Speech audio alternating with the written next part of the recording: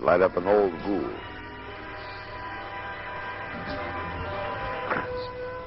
A lot of people wonder where ghouls come from. Well, they come from all over. They have... A lot of ghouls come from Portugal.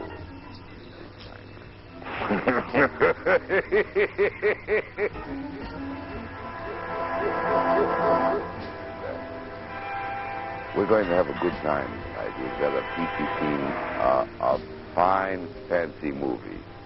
You're going to like it. Did you like the old ghoul gag? I thought it was cute. See you in a minute.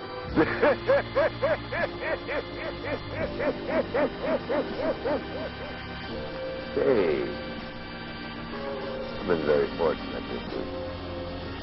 Out there. I've got my own Ghoulardi doll. Did you see the boy? He sent me, I must tell you his name. He sent me a nice Ghoulardi doll. And comes complete. I don't know if you can see this, with pins. Oh, wow. Oh, I won't do that again. Are you ready? Tom Icken. Yes. Incidentally, ghouls come not only from Portugal, but they come from Mongolia, inner and outer.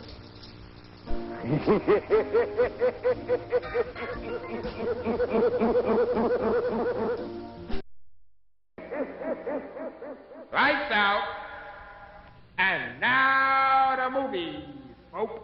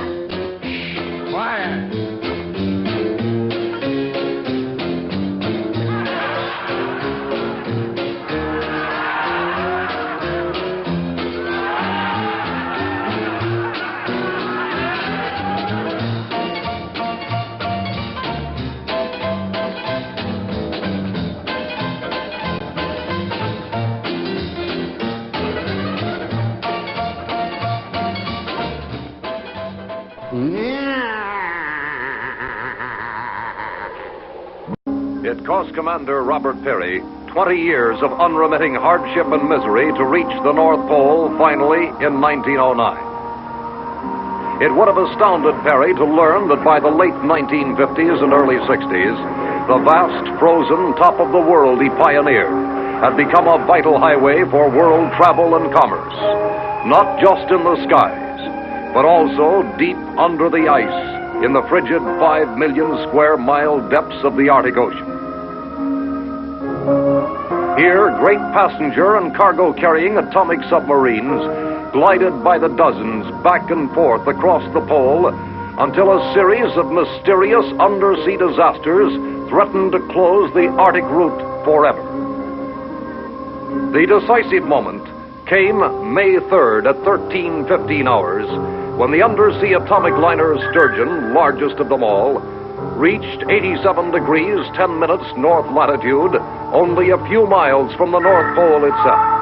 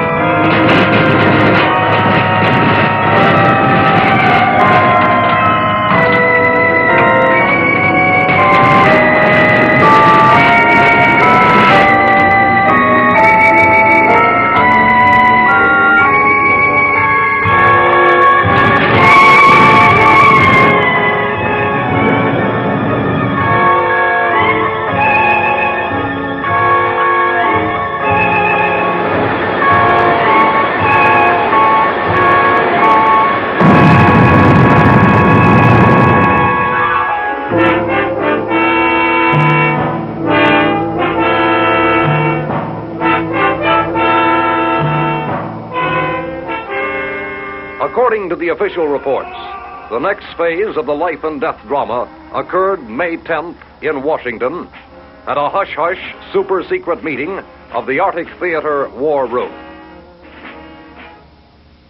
Gentlemen, this is the man we've been waiting for. The skipper of the atom killer sub, Tiger Shark, Commander Dan Wendover. This is Justin Murdoch, Secretary of Defense. Mr. Murdoch? Commander? And I know you've heard a lot of Dr. Clifford Kent, Dan. Doctor? Commander? Dr. Kent had a lot to do with the development and design of your boat. Syrian Hunt just flew in from London. The Dr. Hunt, winner of the Nobel Prize for Oceanography? Oh, let's just say I took the bow for a team of very brilliant associates. Sit down. Gentlemen, to begin, let me read you just one line from a detailed staff study prepared for the Joint Chiefs. In our judgment, these Arctic disasters may prove the gravest emergency in all history. Any comments on that statement? A bit fanciful, isn't it, sir? Possibly. Let me read you a partial list of observed phenomena. Destruction of 4 surface vessels, largest 10,000 tons. Radioactivity in Arctic waters, floe ice, and bergs. Peculiar television images preceding each distress call. 7 polar atom subs vanished without a trace. Fanciful, did you say, Sir Ian? And now, Dan, we come to you. You skipper the Tiger Shark, the most advanced, the deadliest killer sub in the fleet. Right now, she's undergoing emergency, around-the-clock modification in the Bremerton Navy Yard. The orders call for special observation and testing instruments here, removal of all but 2 atomic torpedoes, special launching equipment for water-to-air ballistic missiles, and a special escape hatch in the keel for the lungfish. The lungfish? Yes, a deep exploration device, sort of an animated diving bell. The mission of the Tiger Shark is to hunt down and identify the cause of these Arctic disasters. If humanly possible, you will remove it.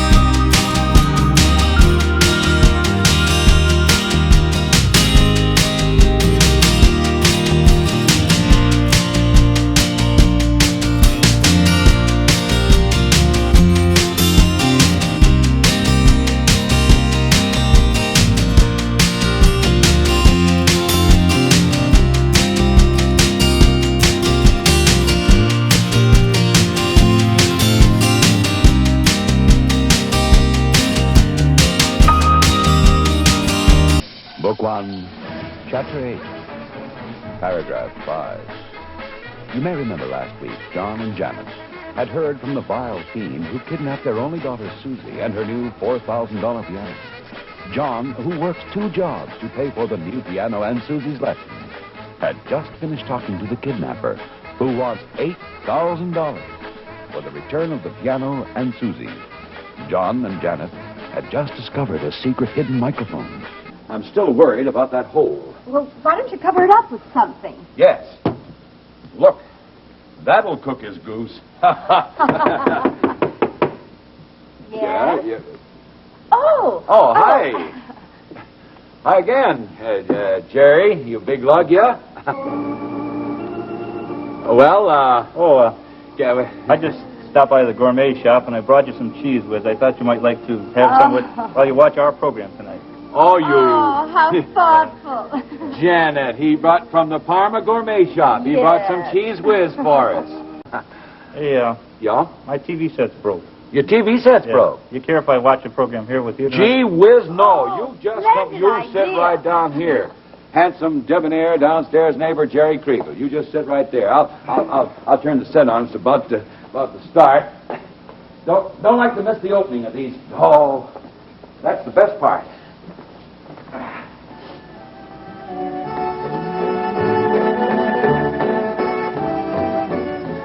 Good evening, and welcome to all our friends in television land. And a special hello tonight to all our friends in Parma. Yay! He got my letter. Oh, he got your letter. Yeah. Did you send him? Oh, this is going to be a great show. Yeah. Sure is.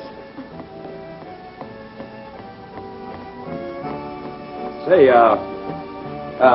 Krieg? Yeah. Do me a favor. Will you tune her in? I know you can do that.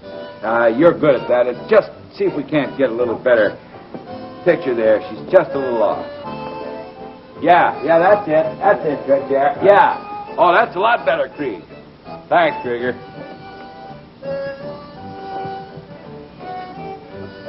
He's too much, ain't he?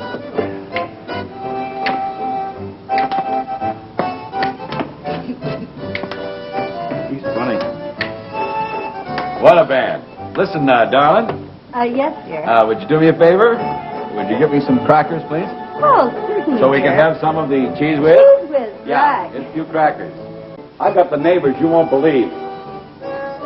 There. They, you know, when you get that polka and we get to stomping our feet, them folks downstairs, they really have a hard time. They do a lot of rapping on the floor.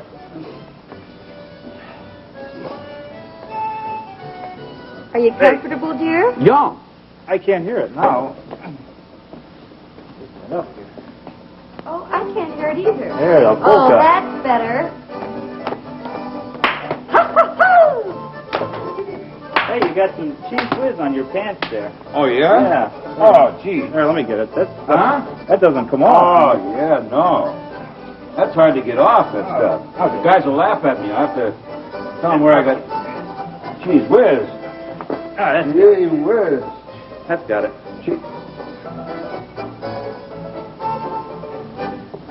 Wilson, I gotta go to work anyway.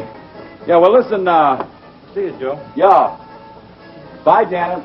Bye, darling. Yeah. So long, you big lug. Come on, Joe. Listen, let me know if he plays Hey Gora Mora Gora. Oh, I think he will. I See you, Joe. Yeah. Bye, John. So long, you two. See you, John.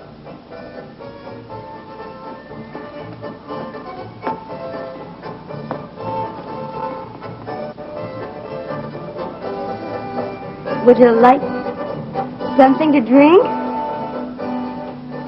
How about some ginger ale? Oh. I'm sorry, we're all out of Chownina over rocks.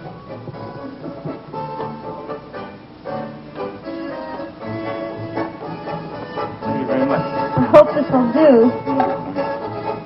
Oh, my heavens! I'm so sorry! Oh, Jerry. I'm Well. really... What will happen now to John and Janet, the kidnapper, handsome debonair downstairs neighbor Jerry Kriegel, and listen in again next week as we hear Jerry Kriegel say, Holy pierogies, I better be going. Hej góry moje góry, lasy moje lasy, hej gdzie mnie się podzieli, hej stare dawne czasy, hej góral jasny góral, hej ojca muśki tatę, hej wykąpa mnie deszczy, hej wykołysał wiatr.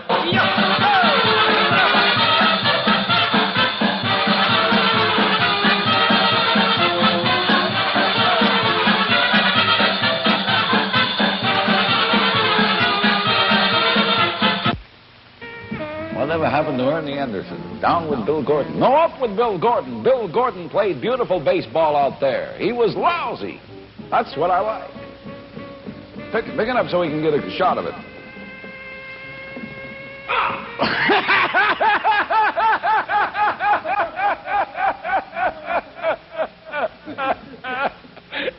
Goulardi's too cool.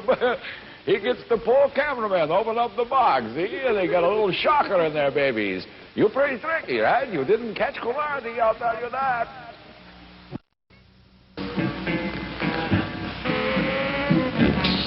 Look at it this way, group.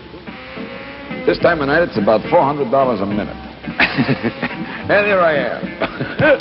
See, one long tango, you long tango, tango. Hey, Tanazai. Hey, wait a minute, group. Don't go away. You ready? Cool it now. We get these glasses on you. Cool. Don't want to break my safety glasses. Did I tell you Goulardi was a coward? I don't shoot these boomies off without the safety glasses on. Okay, I certainly hope you've got the film up, Julio. Let's watch it, baby. Cool it.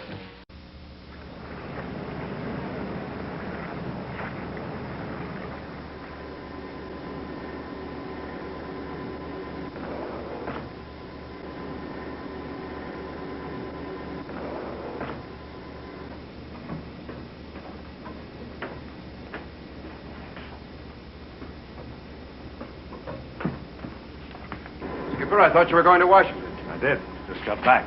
Reef, I want you to meet a couple of our passengers, Sir Ian Hunt and Dr. Clifford Kent. My exec, Commander Richard Holloway. Right away, sir.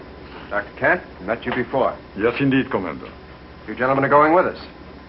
What for? We'll discuss that later. Roberts. Have Chief Griffin report to me as soon as the crew's aboard. Yes, sir. Watkins? Yes, sir. Will you show these gentlemen their quarters? Aye, sir. This way. Oh. Sorry you had to cut your leave short. Yeah. Come at the wrong time? Yeah. Will do.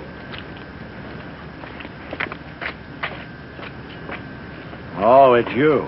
Yeah. Hey, Griff, what's the scoop about, huh? I mean, hauled out in the middle of the night, all leaves canceled, we going to war or what? Now, don't you worry, Chester. When the skipper wants you to know what's going on, he'll tell you, okay? I don't like it. I mean, this is all mighty funny. Yeah, isn't it, though? Suppose you get aboard anyway. I don't like it. What did you say? I like it. Hey. Well, Skipper, I think I'll stow my gear. Reef, I got some bad news for you. Oh, yeah? You're going to have to share quarters this trip. Who with? Dr. Nielsen. Dr. Nielsen? Well, when did that happen? Huh? Oh, it's all right. We're all friends.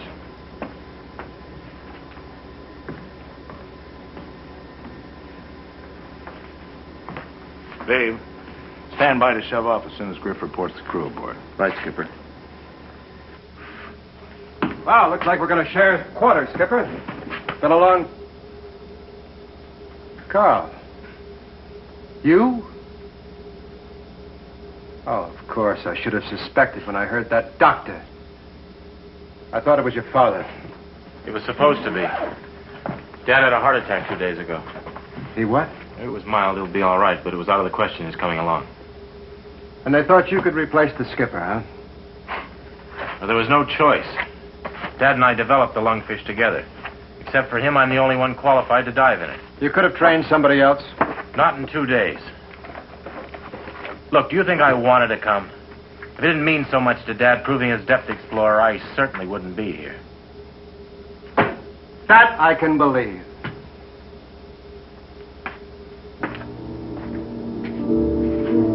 The Tiger Shark left her dock at Bremerton at 0335 hours, the morning of May 11th, on what was to prove the strangest, most fearful voyage ever made by a submarine, atomic or otherwise.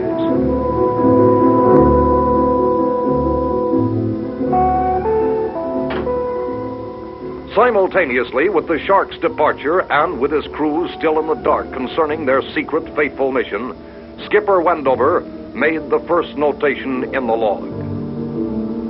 The men would remain unbriefed for 2 hours until the Tiger Shark cleared Puget Sound and was headed for open sea.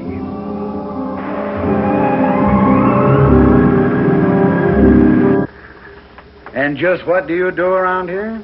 Underwater demolition. Seaman First Class Powell, and I'm Corny. What are frogmen doing aboard the Tiger Shark? Following orders, like everyone else in the Navy.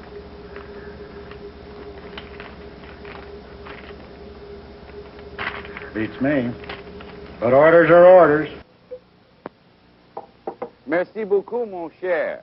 You have the menu? Menu. Boy, you guys really serve the food here, babies. Let's see. It has, I'll have an egg. Egg. See? And listen, you don't have any pie, do you? Do you have any pie? As a matter of fact, I don't think the service here is very good. Wait a minute. Don't...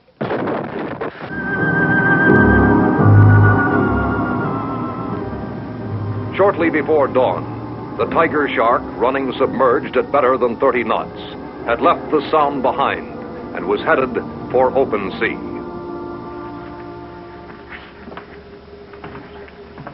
Here are orders, Reef. Look them over while I fill in the crew. Now, hear this. This is the captain speaking. I know you're wondering about all the mystery. Well, our job had to be kept absolutely secret. Our mission is to find out what caused the disasters under the Arctic ice. Once we cross the Arctic Circle, any command you hear will be the real thing. Please remember. That's about it. Now, you know as much as I or anybody else does, for that matter. Coincidentally, I assured Washington that this was the best sub-crew in the fleet. I know you won't make a liar out of me. Carry on.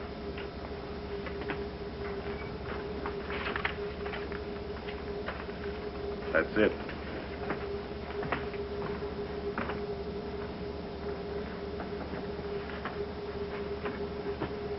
What do you think? I think I should have joined the Air Force.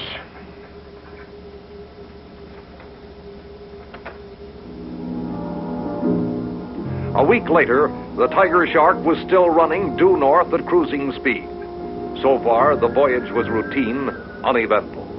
But the nearer they came to the Arctic Circle, the more the tension increased. The more tiny irritations were magnified into bitter fumes. The more the crewmen pondered their possible fate. On the morning of May 20th, the Tiger Shark crossed the Arctic Circle into the critical area.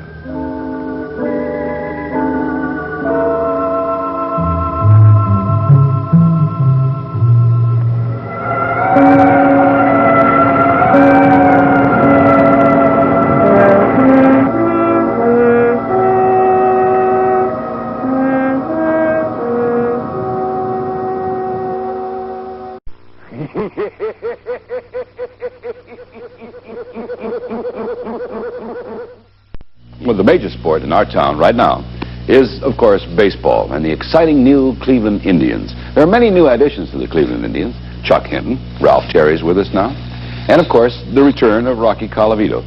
But there are new things about the Indians that a lot of the people don't get to see, the behind the scenes, like pitching coaches, batting coaches.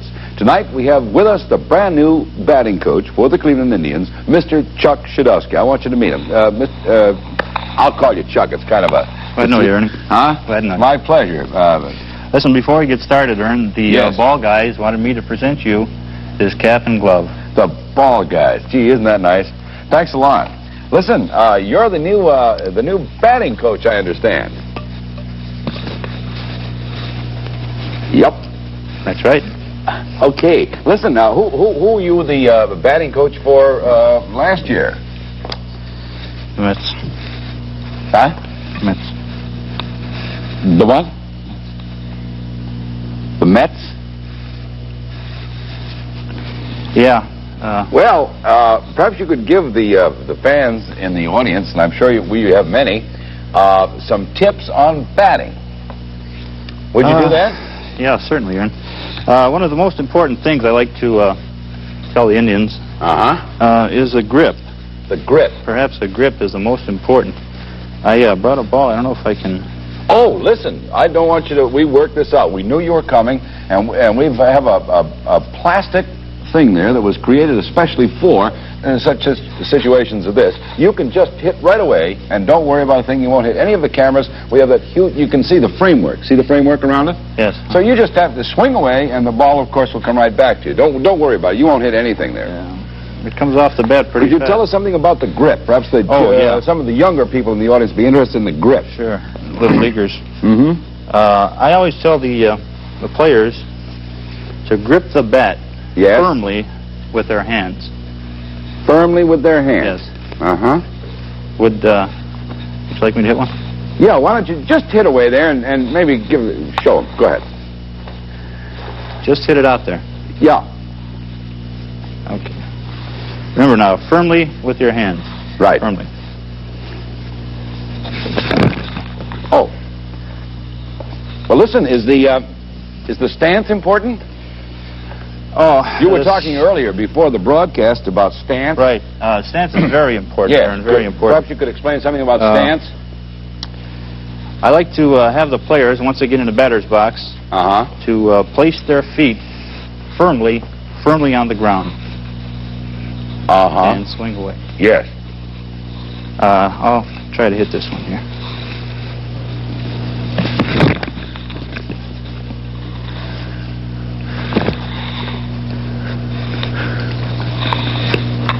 Thanks. One more thing, Ern. When the batter's in a slump, I try to get him to follow the ball all the way down from the pitcher's hand, all the way down. Yeah. He takes his stance, and just as a pitcher delivers the ball, I have him follow it all the way down until it gets about here. Yeah. That's when I want him to hit it. When it gets there, he should hit it. Give us another, just hit away there and show us some of the, maybe.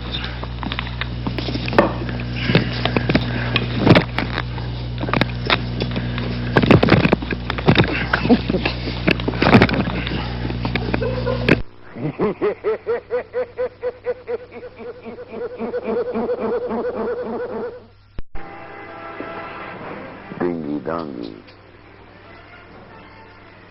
That's how it works. Huh? I'll have to try that on my Gould friend. See if we can. No, later. We'll see if it works on my Gould friend. Pretty tricky.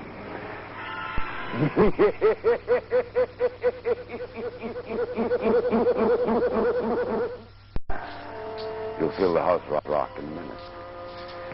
Gulati's very sick tonight. Goulardi is really not himself tonight. Occasionally, Goulardi gets illusions of grandeur. Thinks he's a big man, you know. For example, tonight. Tonight, I think I'm Ernie Anderson.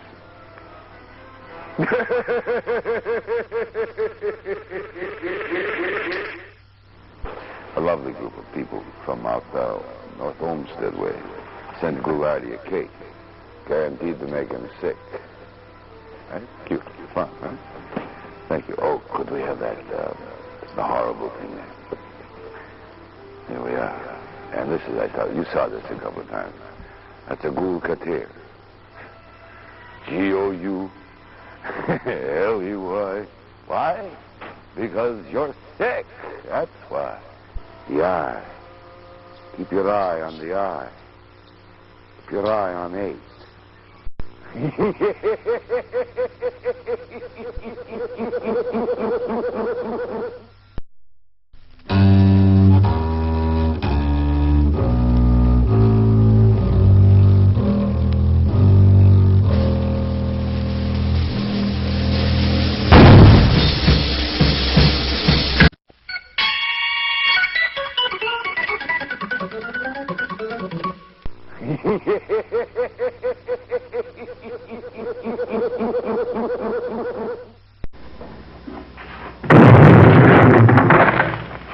Mr. Holloway to the con, please.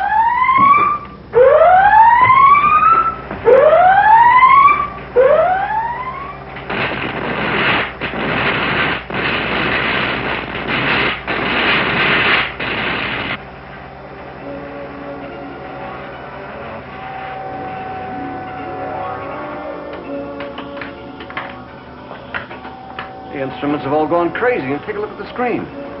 Incredible. Absolutely incredible.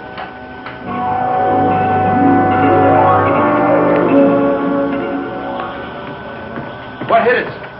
Doesn't seem possible, but could it be an electric storm center? Underwater?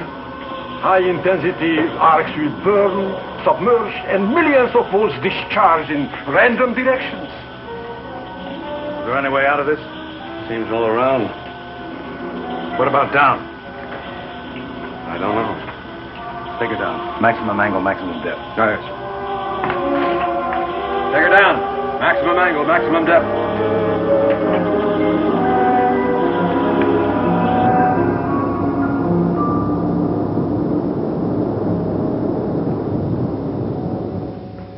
Sir Ian has evolved a theory.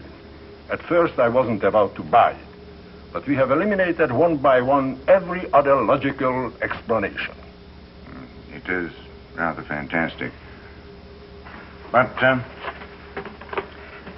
here is a chart of the Arctic region. On it, I've plotted every instant of these peculiar phenomena, the sinkings, electrical storms, our own experiences. Now, here is where we encountered the electrical storm. The Sturgeon was lost about here. The others, here, here, and here. Do you see it? See what? The pattern. The pattern. Each incident occurred almost precisely 1,000 statute miles from the pole. A line drawn through the points of occurrence makes almost a complete circle around the pole. Which adds up to what, Sir Ian? I cannot accept the idea that these phenomena were either random or natural. I believe they were motivated by some sort of intelligence. Do you mean that somebody is... I didn't mean to imply human intelligence. Well, what on earth kind of intelligence is it, Sir Ian? Perhaps it's not an intelligence on Earth. Perhaps it's an intelligence from beyond the Earth. What can we do about it, sir? I've been thinking about that. As you see, these occurrences were on this line, almost a perfect circle around the pole. However, there may be a significant break in that ring here in the area of the Queen Victoria Sea near Franz Joseph Land, north of Murmansk in Finland. Supposing your theorizing is correct, then this could be the next danger point. Yes, yes. But supposing we anticipated a little, supposing the tiger shark was lurking there, waiting. Could be right. We'll chart our course right straight across the pole to bring us here. The Queen Victoria Sea.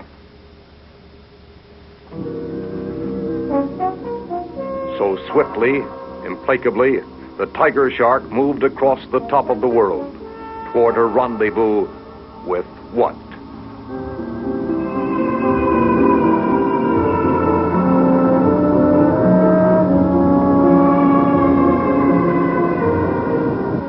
We've been running due south along the 30th degree of longitude. By my reckoning, we should be about here, just short of our planned position.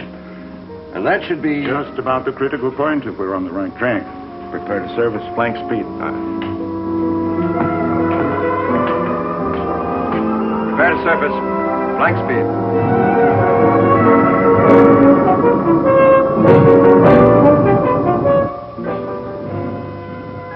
Mr. Melbourne, quick, look at this.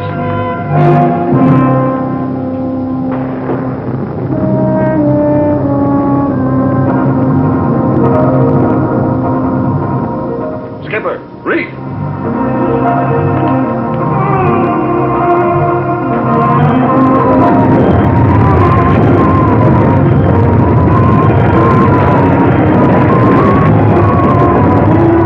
Those chunks of ice are coming right at us. Dive! Dive!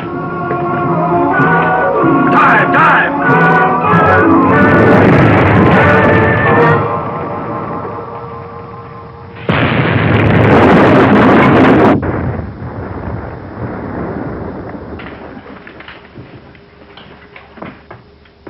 determine extent of damage. After torpedo room, report.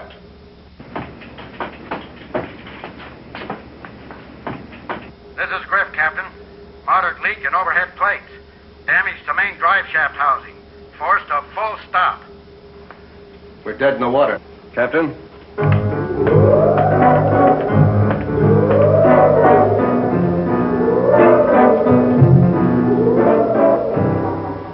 Whatever it is, it certainly can't travel. Course and speed. Speed about 22 knots. Course due north. Directly toward the pole.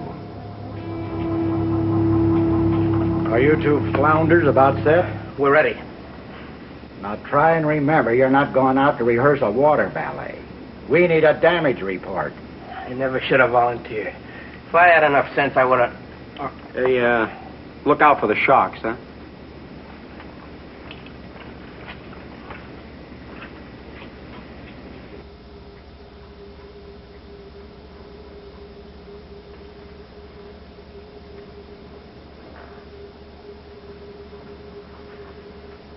Pure oval shape with this cyclops-like eye or turret on top. I'd estimate its diameter at, 300 feet. No discernible orifices. The eye of Cyclops. What did you say, Sir Ian? Just musing about our one-eyed adversary and the Homer legend. The Cyclopes were the sons of heaven who forged the thunderbolts thrown by Zeus. Our own Cyclops throws quite a thunderbolt itself.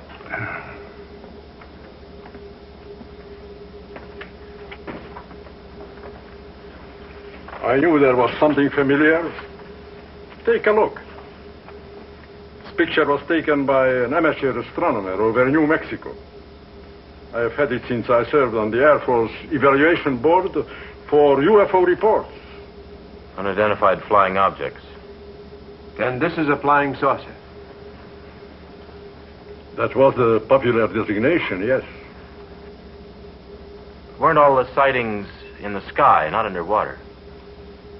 This would explain why there were never any reports of landings. It's quite possible that whoever or whatever inhabits this craft is not a land creature at all, but some form of marine life. That would make our little green men actually little green fish. Undersea flying saucers. Excuse me, Skipper. Yeah, Griff? All internal repairs completed. And frogmen report exterior damage minor. Then we can get underway, huh? Right, sir. Dave, you plotted the course of Cyclops? Then that's our course. Where he goes, we go until we get him. Or perhaps until he gets us. So the tiger shark began relentlessly stalking her space enemy. Up to the pole, back to the Arctic Circle, again and again. A week, a fortnight, a month.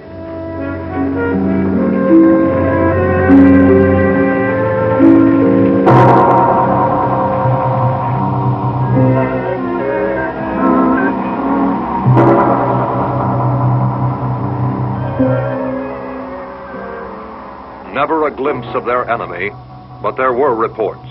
New disasters, new ships and lives lost.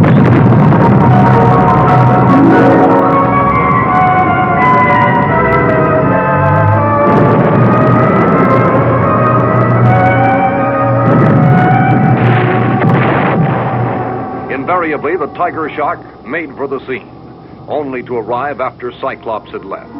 For all its desperation, the pursuit seemed fruitless. And then on July 3rd, Dr. Kent and Sir Ian held an urgent discussion with Reef and the skipper. Why does Cyclops invariably return to the pole between attacks? Never two in succession.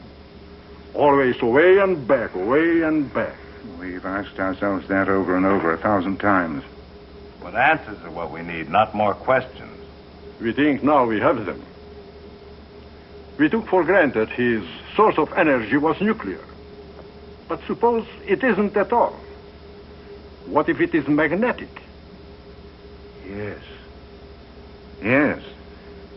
We harness energy on a small scale by cutting magnetic lines of force. Supposing Cyclops does it on a super scale. The North Pole is the positive end of the biggest magnet of all, the Earth itself. What you're getting at is that you think our saucer friend must return to the pole regularly to recharge his batteries. That may be oversimplifying it. But, Now, our present tactics are useless. But suppose we place ourselves between Cyclops and the pole. in such a way as to prevent him returning to the pole to, as you put it, recharge his batteries. If we are lucky enough to catch him with his power depleted. Then we polish him off with an atomic fish. We wait till the next report of trouble, and then we lie in wait for him, right in his path, and bushwhack him. Bushwhack? Yes, it's an American tactical expression. Don't touch that dial. Listen to... Crime does not pay. This is the city, your city, a rainy day in Cleveland town. A city full of all kinds of people. People like Filthy Pierre, the balloon man, who sells balloons and a whole bunch of other things. Also in the city walks the champion of justice himself, disguised here as mild-mannered TV producer Ed Tarboosh. Can this be Soul Man, a safecracker? I can't believe my eyes. This must be an imposter dressed as Soul Man. Well, we'll soon see as we join Soul Man, disguised here as mild-mannered TV producer Ed Tarboosh, about to read the morning paper. What's this? What does that paper say? Oh, wait till Ed Tarboosh reads this. He'll get to the bottom of this. Ed Tarboosh, knowing full well the imposter must be brought to justice, senses that the imposter is near. He uses his super X-ray vision and looks through the walls of the building to see the imposter at work. Seeing this criminal trying to tarnish the good name of Soul Man angers Ed Tarboosh. He finds a convenient phone booth and takes the pills that change him into the cleared crime fighter, Soul Man. Oh, the imposter is going to get his. Aha! Soul Man and the imposter meet face to face. Now Soul Man's got him, and here comes Police Detective Sobel to make the arrest. Soul Man explains that the crimes he had been blamed for were in fact committed by this imposter, and that he should remain the #1 crime fighter in the country. Detective Sobel is about to wrap up another case by arresting the imposter. But what's this? The imposter is telling Detective Sobel that he is the real Soul Man, and that Soul Man is the imposter who is committing all the crimes. Believing this, the police detective starts to arrest Soul Man. Soul Man tells him that he is the real Soul Man and the imposter is the imposter. But the imposter says Soul Man is the imposter and he is the real Soul Man. The police detective is stumped. What to do? What to do? Wait, an idea has come to the detective. He is proposing a test to determine the real Soul Man. Each man must jump out of the window and fly around the block. The one who cannot is the imposter. He asks the imposter to go first. The imposter, seeing what he must do, says, "No way," reveals his true identity and gives himself up. Well, what a brilliant piece of work by Detective Sobel, and what a fine job of crime fighting by Soul Man. Well, another case closed. Good job, Soul Man. Oh, no, what's this? Soul Man seems intrigued by the test of flying around the block. Don't do it, Soul Man.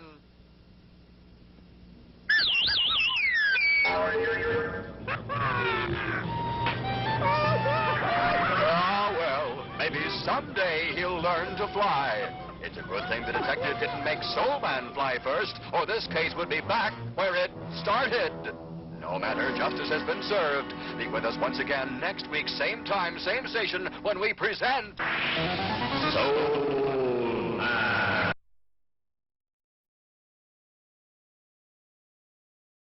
So, a change of tactics. Now, the Tiger Shark cruised almost over the North Pole, waiting for the radio report that would put the plan into effect. On July 13th, at 1600 hours, it came. Got it, Reef. Cyclops? Sounds like a distress signal from a small freighter between Ellesmere Island and Greenland. One Mayday, then nothing. Where's the skipper? Already in the con.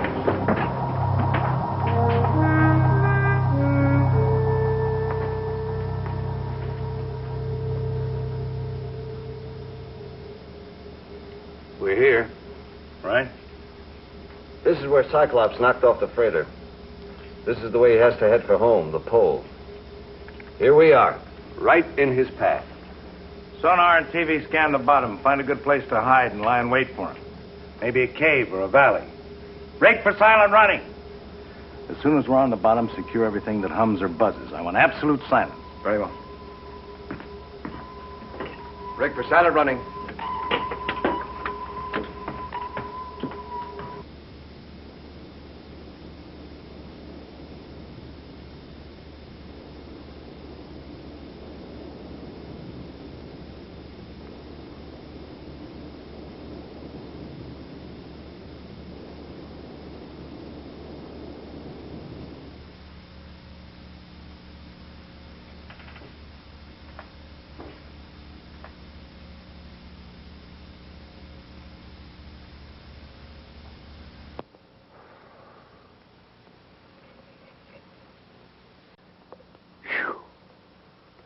Oh, boy. I'll never get back to the haunted house this way. Hey, guys, what are you going to do now while we're waiting for this fella? Now, let's comb.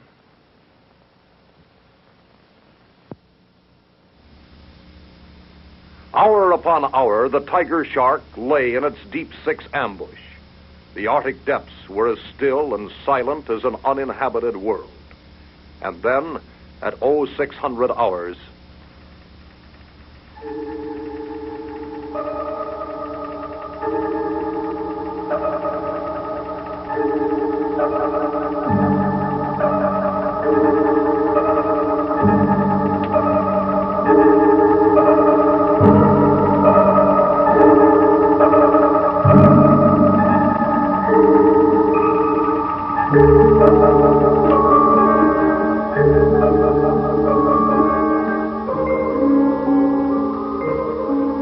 Skipper, Dr. Kent. What is it? That's him. Has to be. Range 22 miles. Speed, I give it 14 knots. His radiation level is very low. That would confirm our theory about having to return to the pole. Better be correct. Give me a setup on the TDC, range about 7 miles. We had a card, a little letter I want to read. It's very upsetting. It's from a mother. Where's my wood? Where's it go? Smooth work, think. You knit, kids up backwards. Think. Is it going to complain? She said she let her little boy send in for, whatever it was. She didn't know. And in return, he received 2 cheap tin buttons. In the first place, dear, the kid was a smart, right? I just said send for 1. He's 1 kid, he gets 1 button. He obviously asked for 2 buttons, right? He deserves it. Now I ask you, friends, is that a cheap tin button? Oh, boy, is that cheap. Wait, look. Skinnier you couldn't get, Dick. Yes. And it says WJW-TV. By the way, that's got to be a lot of money there. It's green and white, 2 colors. And it says Bonadon Day. Oh, I don't see anything terribly cheap about that. Huh? Of course it's cheap. What do you think? You get something expensive? It's cheap. That's all there is to that. She says she hopes that covers the hole in my head. She's a disgusted mother. Well, Tell you what I'll do, Mother. You are an honorary Ghoul Katir. Now, don't be disgusted. Be happy. I'll send you a very expensive, cheap tin button.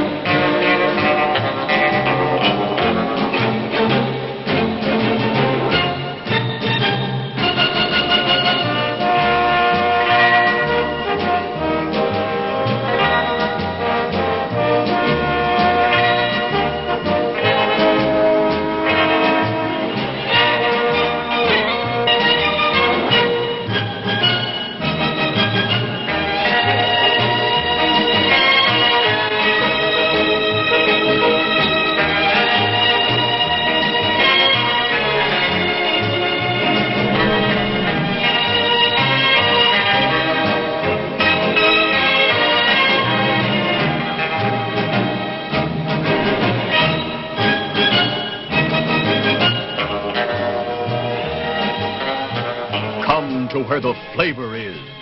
You're in Kilbasi country.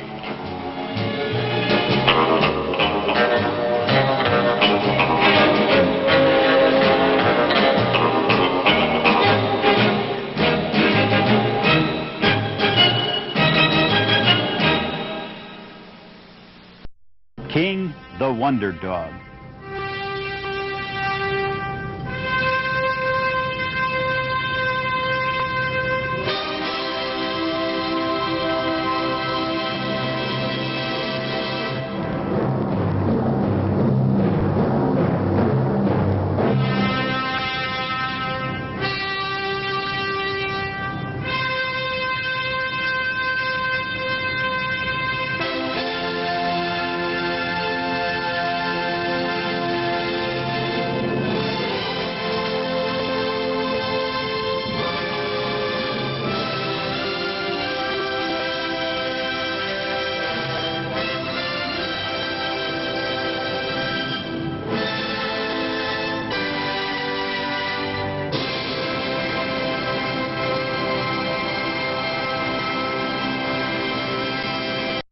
Group, it's going to be a good night. So cool it. Wait a minute. I got a thing you won't believe. When the cooler don't work, we're in good shape. How long you want me to sit here fan myself with the stay sick bit? Reef, arm atomic warheads. Load tubes 1 and 2. Report to the con. Sounds like we mean business. Yeah. Griff, you arm number 2. I'll handle number 1.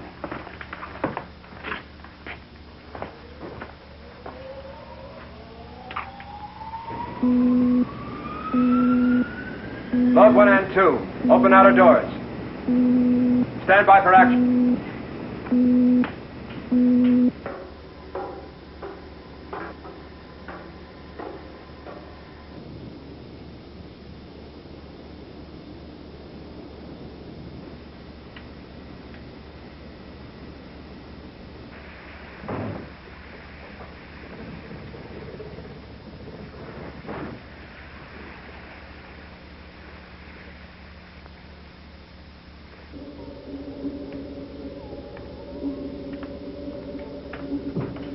Range now 15 miles. You sure it's Cyclops? Take a look.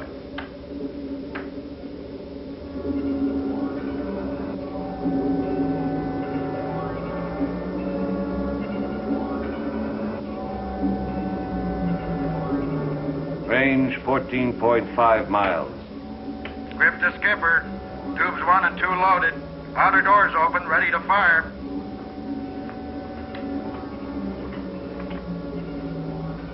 Stand by.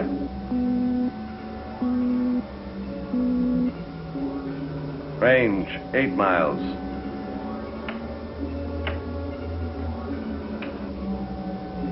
Range, 7 3/4 miles.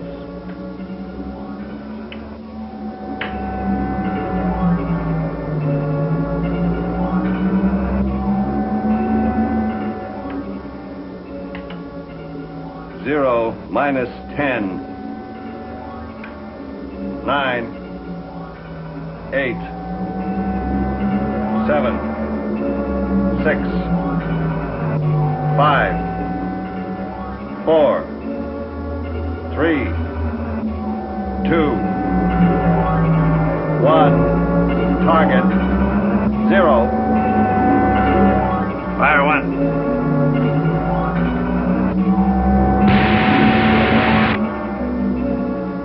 Number 1 fired. Fire 2.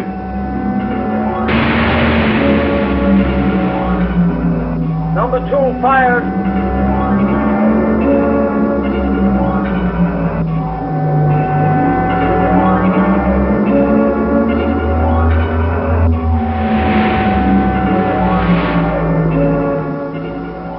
How are they running? Heart straight and normal. Number 1 missed. How could it? We're dead on the target with a homing fish.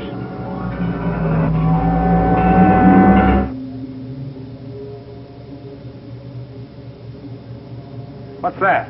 A massive jelly-like stuff came out of the thing and caught our torpedo. It must function like a degaussing field. We never get a torpedo through that. Maybe not a torpedo. Blow all main ballast tanks. Reactor room stand by. As soon as we're off the bottom, I want all ahead flank. What course, Skipper? Right at our one-eyed friend.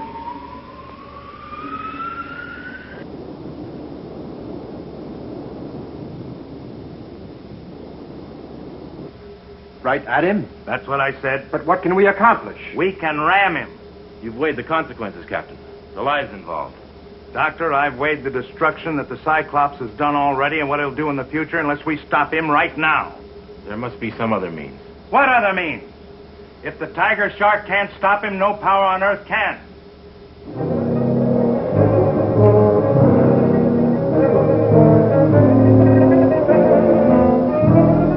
Now brace yourselves.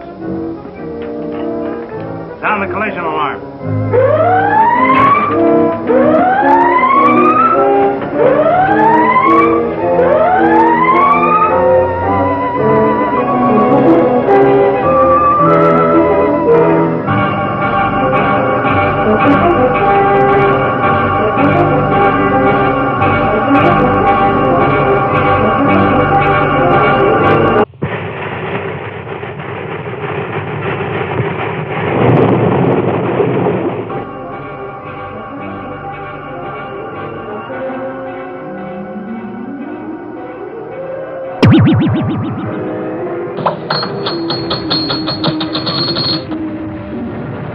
We got him, Skipper. Drove right into him.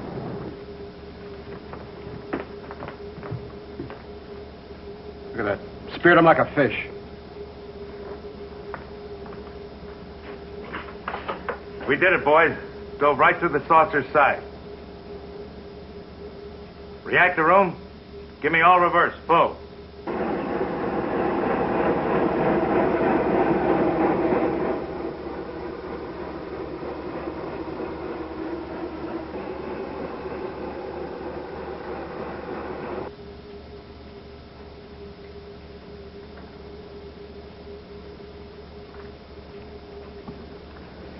Stuck tight.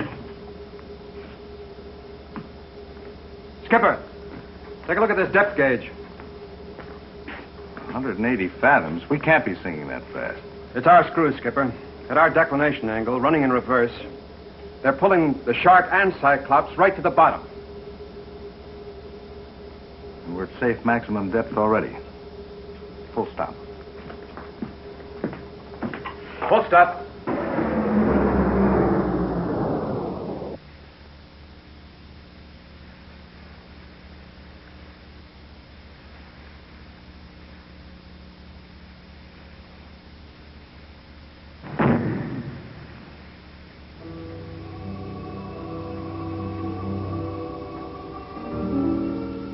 Hours later, the two titanic craft were still locked together in an apparent death grip. On the bottom of the Arctic Ocean, nearly 1,200 feet below the surface.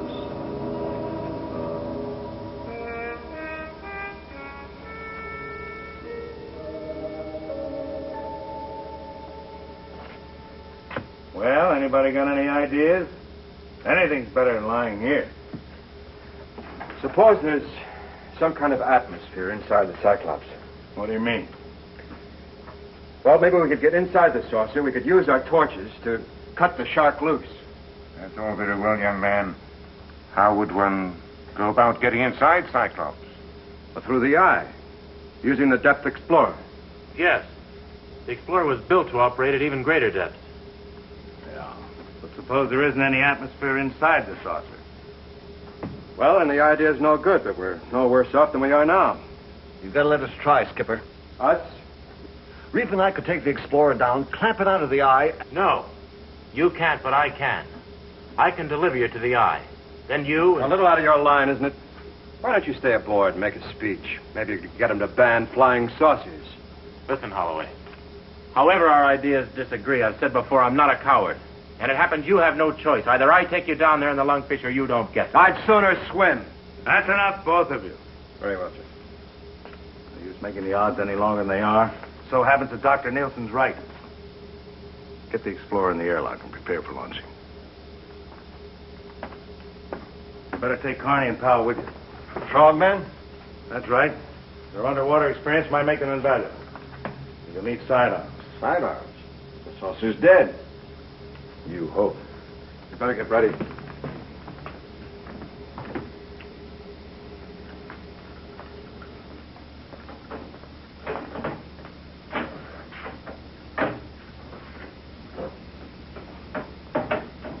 Girls, you go everywhere I go. All right, Carl, there's still time. Want to show me how? Get in.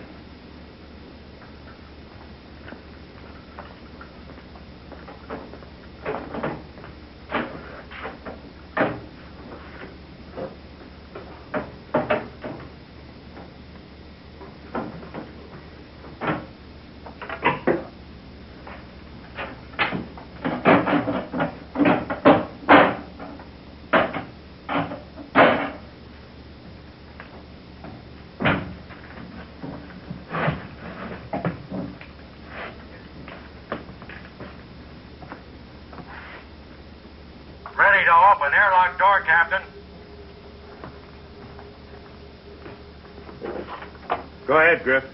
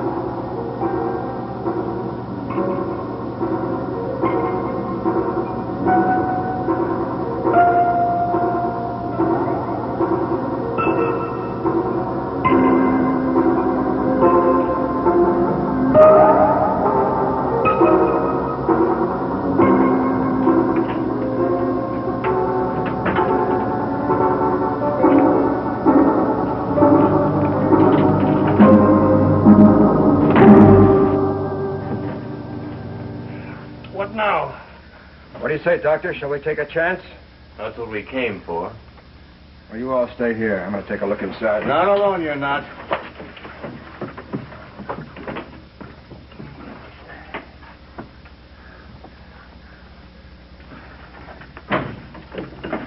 Better breathe your oxygen just in case.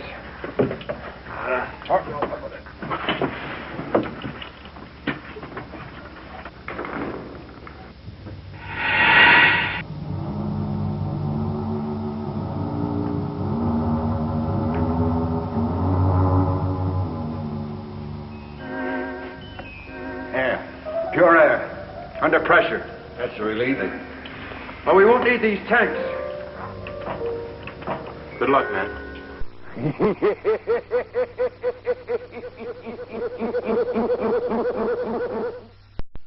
Man, woman, earth, death, infinity.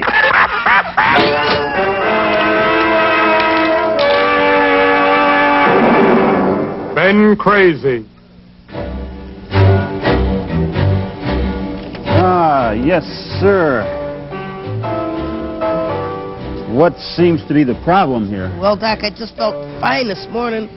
When I got up, I took a shower, I shaved, and then right after I got dressed, I couldn't lift my head. It seems to be stuck in this position. It's stiff. It moves a bit from side to side. Look here. But... Well, Mr. Rinaldi, I think I'll be able to relieve that. Oh, I'd appreciate that, Doc. A bit, I hope. Let's see here. Okay, here it goes.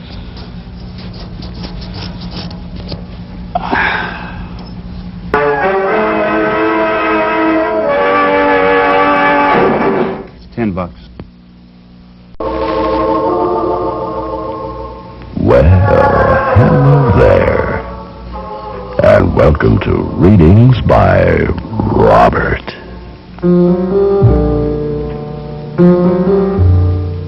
Hi there, fellow swingers. Welcome to Readings by Robert.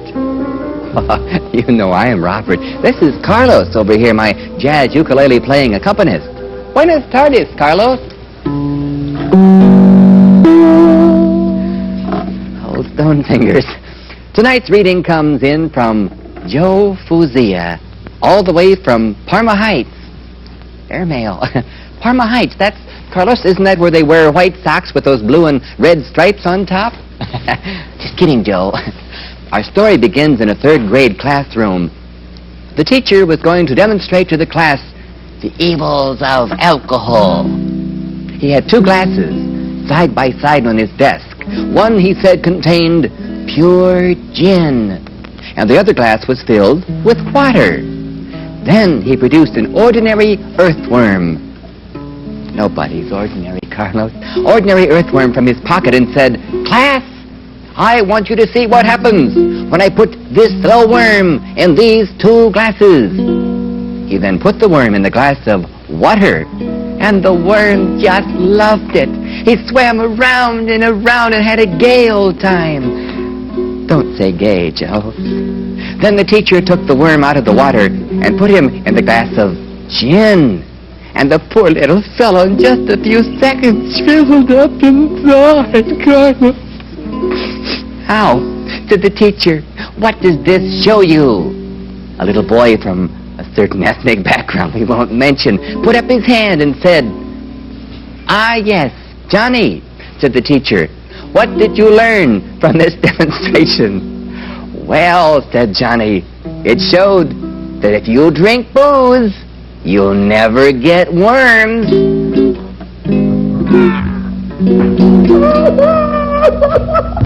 Good night. All right. Let's go.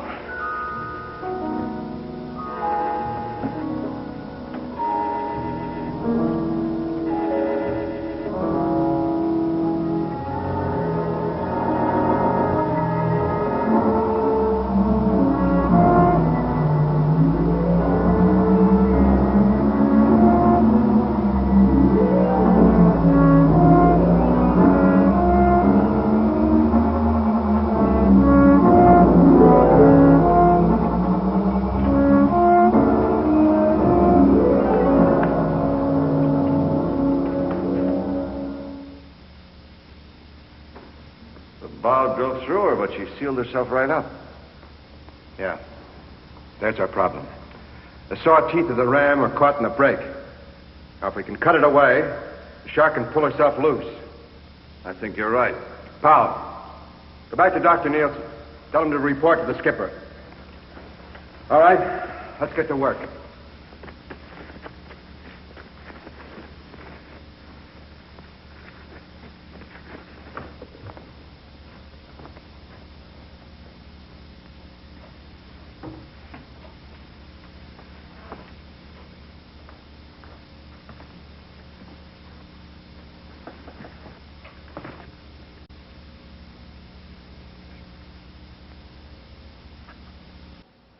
I'll light it.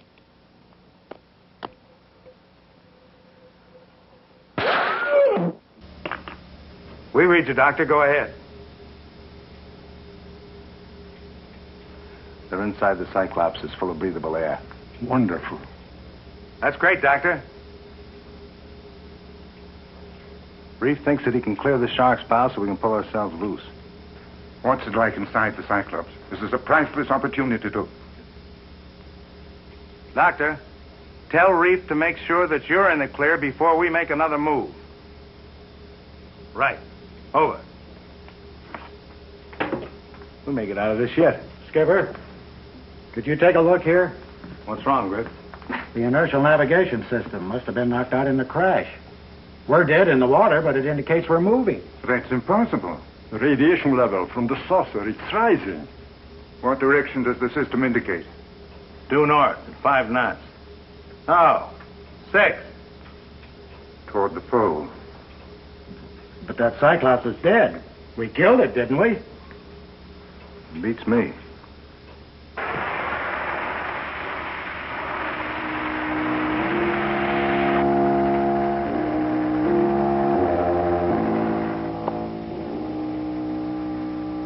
Dave. Yeah? You hear anything? I don't hear anything. You've been down here too long. You better go topside and rest. Strange you don't hear it.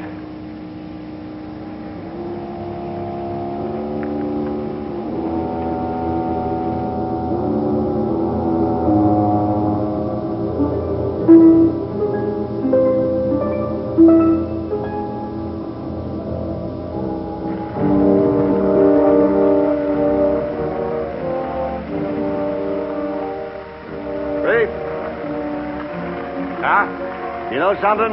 I think it's getting lighter in here. Yeah, it is. I didn't know better. I'd swear we were moving. Now, let's get back to work, and maybe we will be soon.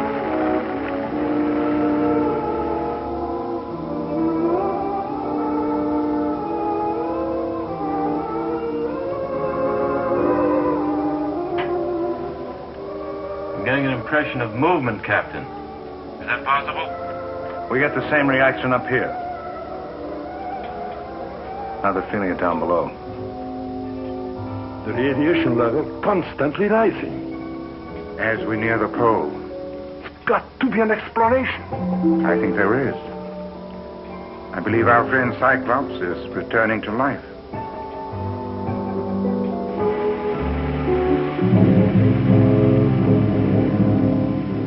Commander Holloway, listen. Dave. Commander Holloway, make no resistance. Did you hear it? That sound again?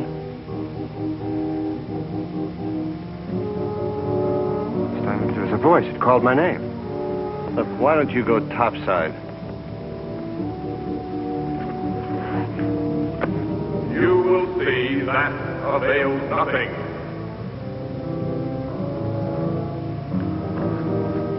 Where do you think the sound was coming from? Down there somewhere.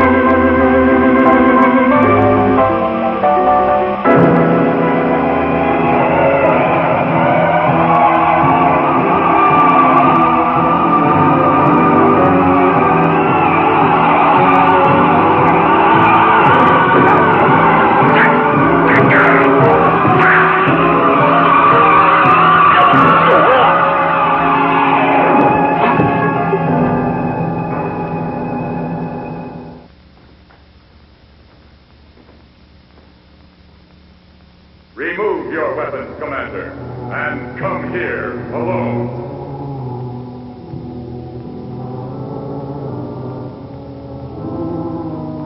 Come where? To me, here. That voice again? It wants me to go alone. Oh, it does it? You better stay here.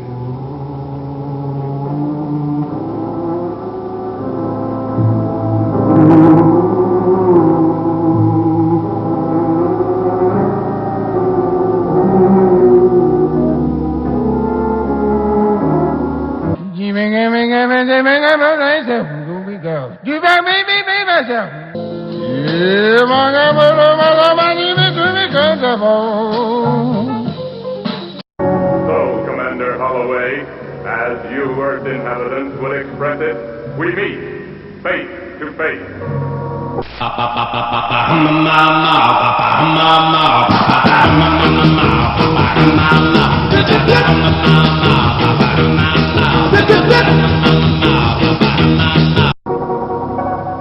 That's a face? Point of view is everything. To us, your form of life is ugly, as we appear to you. Tell me something. Why is it that I can hear you and the others can't? You do not hear me. Our individual brain frequencies are now attuned, and we exchange wave thoughts. You mean extrasensory perception?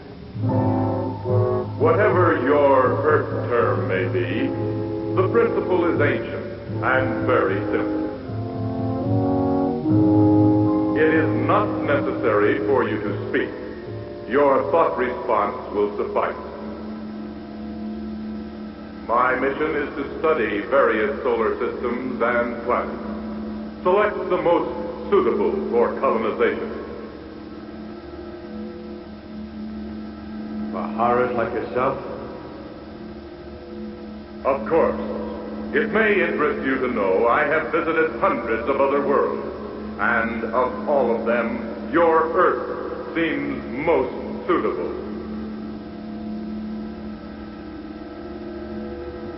Swell.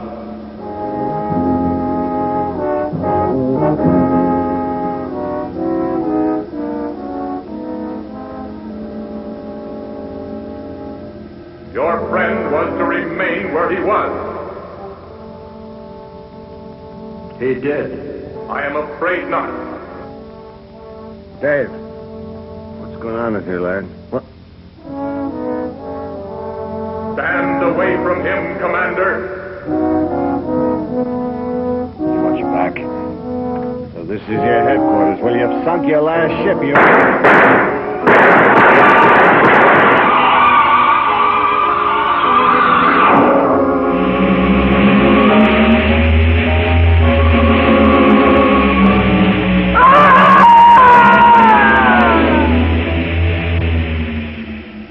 Why not me? What am I, the closing act? On the contrary, I want you unharmed, perfect. Why? I have selected you to return with me along with several other specimens for study. We will examine you and the others, discover desirable features to incorporate in our Earth colonizer. And you just build them in, huh? Of course. Evolution is much too slow a process. On Earth, you build with inanimate material. We employ living tissue. This space vehicle, for example. It is a living thing. When damaged, you would say wounded. It immediately heals itself. Oh, that's why no water leaked inside when we rammed you. Of course.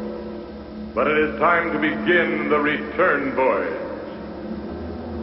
To navigate, won't you have to see your way? Obviously. Goldie, run!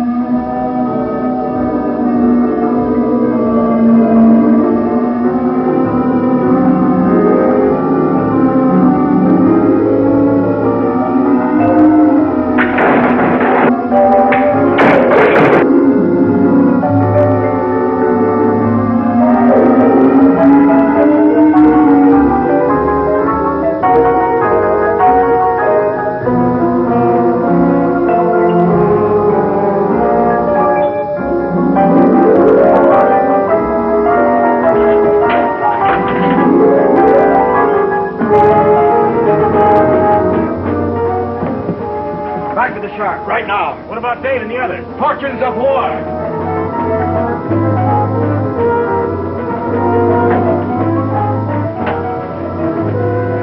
Skipper, this is Reed from the Dutch Explorer. Pull loose. Right, Reed. Reactor room, give me all back. Emergency.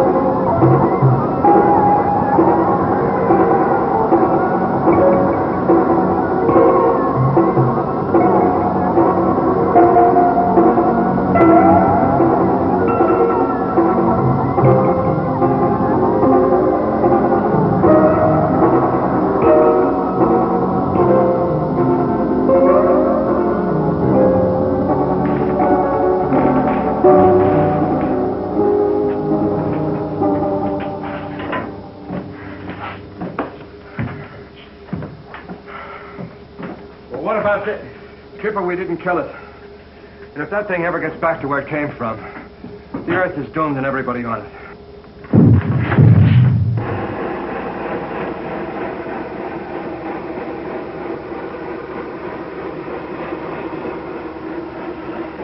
We pull loose, Captain. We're free.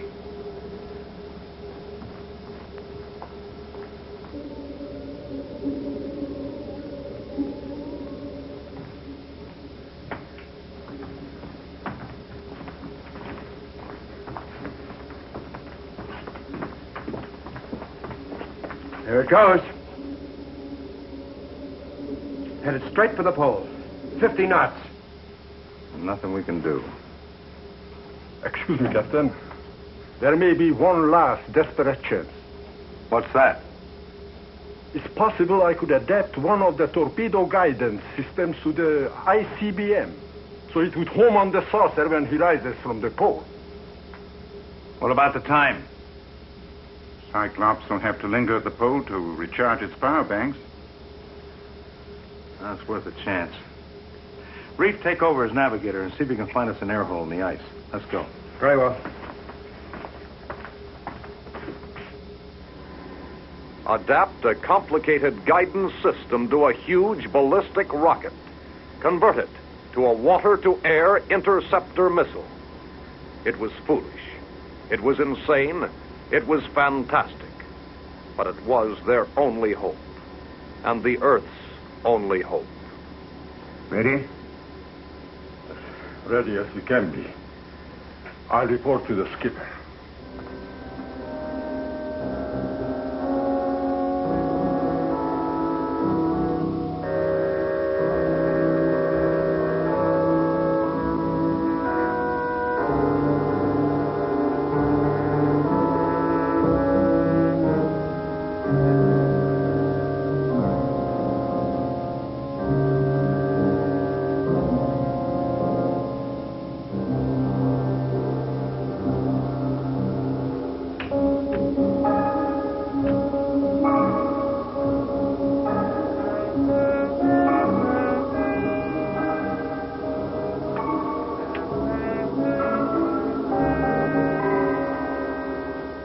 Skipper? We found our hole in the ice. What's the corrected bearing of the magnetic pole? 357 degrees. See, when you're real close like that, you miss this whole bit here.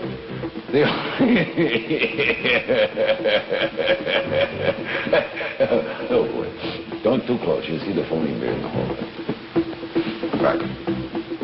I got a very interesting letter from a guy, and I want to read it, and my friend has gone to get it. There you are. Just a minute to look through this here. Oh, listen, Group. Somebody wrote in and said they don't care for Goulardi. Just call.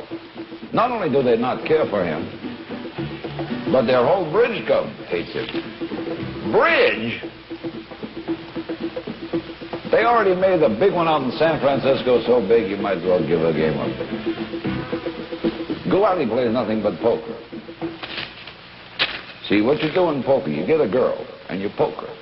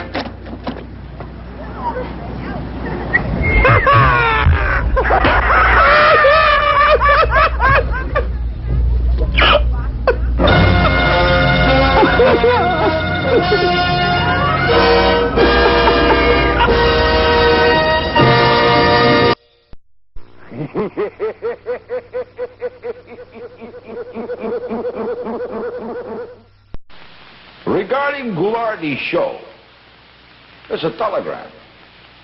See, this Clint's got some money. Right away.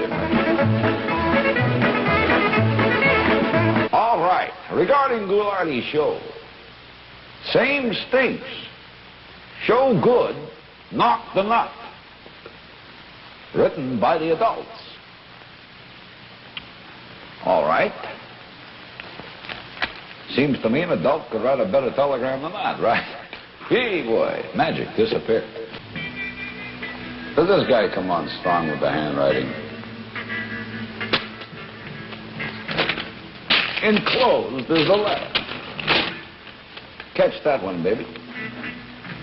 Dear Mr. Goulardi, like so many Clevelanders, we enjoy Channel 8's science fiction movies. Can you believe there's somebody that enjoys these movies? P. He says, please try to be less obtrusive. Thanks. And then he's got this fancy signature. 2903 Hampshire Road, Cleveland 18, Ohio. Stevie Babes, take a shot of that note. This is important. Stevie, do me a favor. Next time you write me a note, try to be less obtrusive, will you, baby?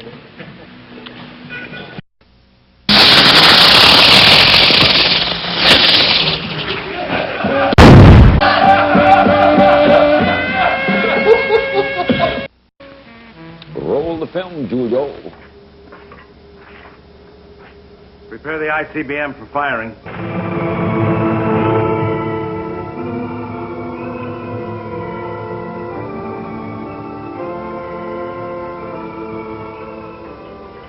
Well, that's about all we can do until our space friend decides to blast off.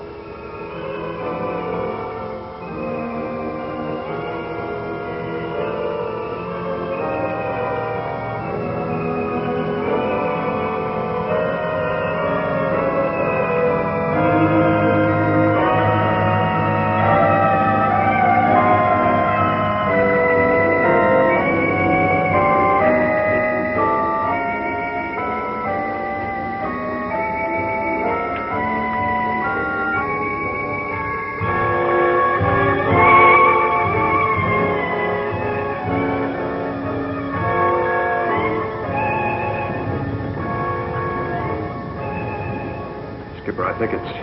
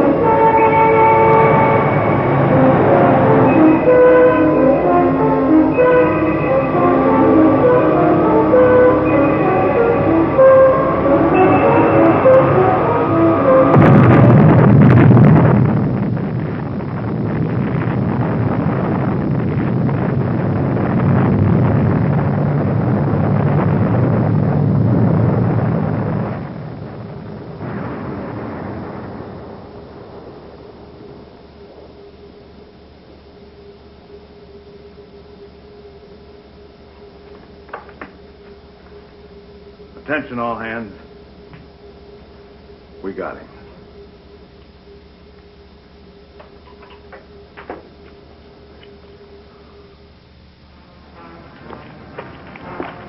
Cigarette? Oh, they're so remote, the stars. Cold, beautiful. Now I wonder. Yeah? Which is the one? The one we have to worry about. Well, we have enough ills here to worry about, but maybe, just maybe, when their ship doesn't return, they'll decide not to come here after all. But if they do, I don't know. No, I wouldn't worry. Not when we have boats like the Tiger Shark, men like you, the skipper, Dave, Surrey and Kent, and my father. And his egghead son will give him a rough reception, won't we? You know, I think I lost my little black book on that lousy thing.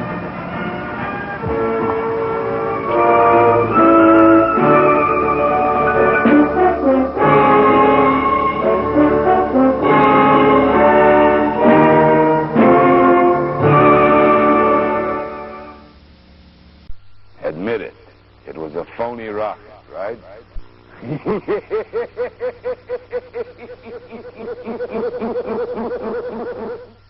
Gulati says come back. We'll see you next week. In the meantime, stay sick, be a good kniff, attend all your meetings, and don't do me a favor. Please, don't send any money. Right? Be good. Stay sick.